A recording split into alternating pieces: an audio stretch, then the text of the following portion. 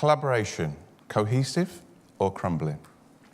As your national team have been travelling around the country and meeting our colleagues, we started to see increasing problems emerging around collaboration and alliances.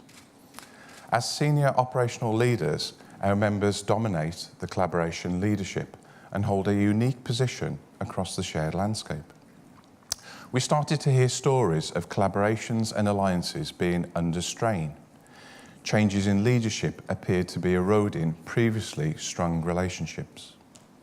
We also started receiving feedback on the impact on our members who are undertaking these roles. We were receiving stories of excessive hours, travelling great distances, managing cultures, policies, practices, and personalities across different forces.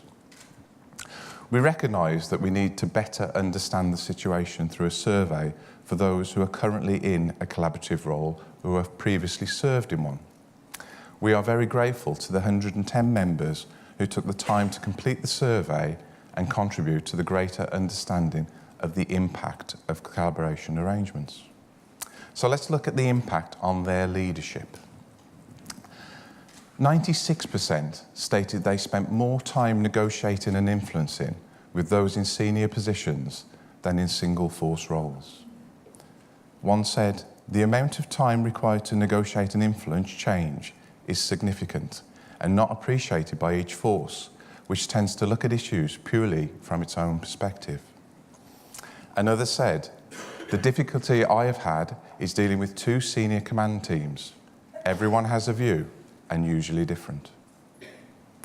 72% stated that being in a collaborative role had an adverse effect on the leadership approach that they would like to adopt. Everything in collaboration is done by committee to keep all the forces happy. This makes decision-making over your command impossible, and when you do, often one force or another will be critical. Officers working in home forces do not suffer this. It's draining, undermining, and creates a poor environment to flourish and thrive in your role. 75% described a negative impact on their working hours.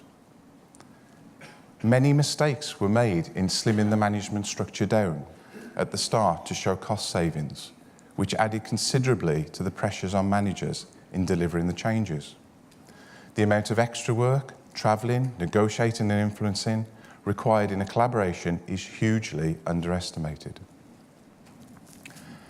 88% stated there was a negative impact on the travelling during their work time.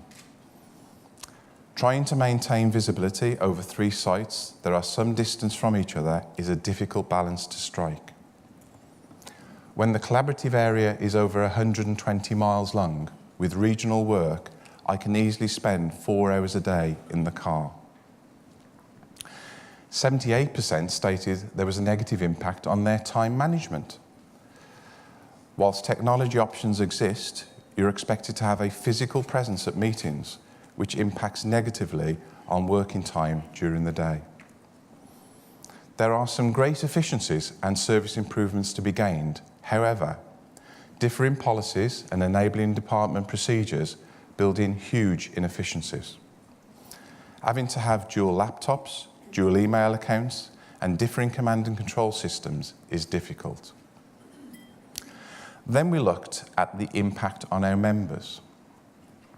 61% stated a collaborative role had a negative impact on their health and well-being. Adopting a style for each force I support in line with their culture causes me to regularly feel compromised. Collaborative arrangements can only go so far until they become impactive on an individual's work-life balance, well-being and effectiveness. 67% stated a collaborative role had a negative impact on their private life.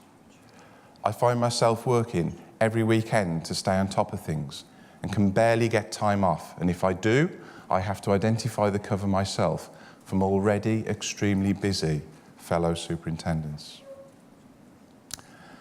Then we looked at their views from an organisational perspective.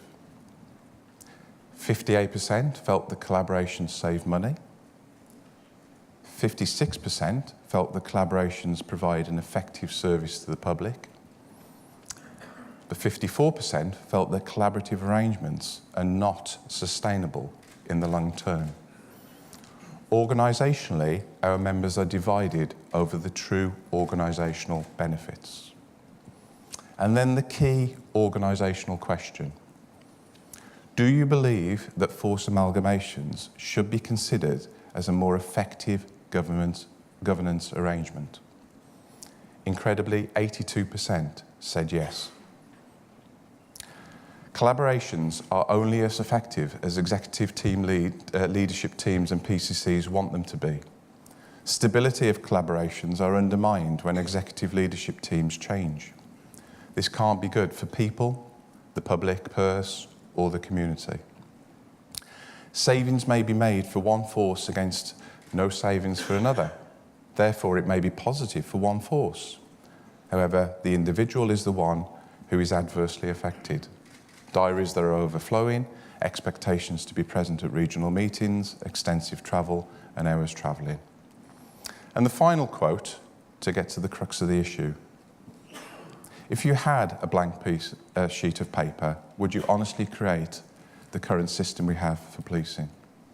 The current force structure in England and Wales is not fit for purpose.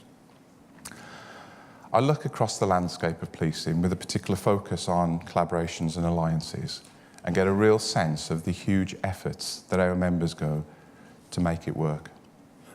However, all too often, personalities, networks, connections and preferences can easily strain joint working. The President has recently written to the Chief Constables of both Devon and Cornwall and Dorset, offering our full support and praising the two PCCs and two chiefs for potentially starting the first steps towards force amalgamations for over 50 years. I hope the business case is comprehensive, compelling, and will be fairly assessed by the Home Office, Cabinet and Treasury.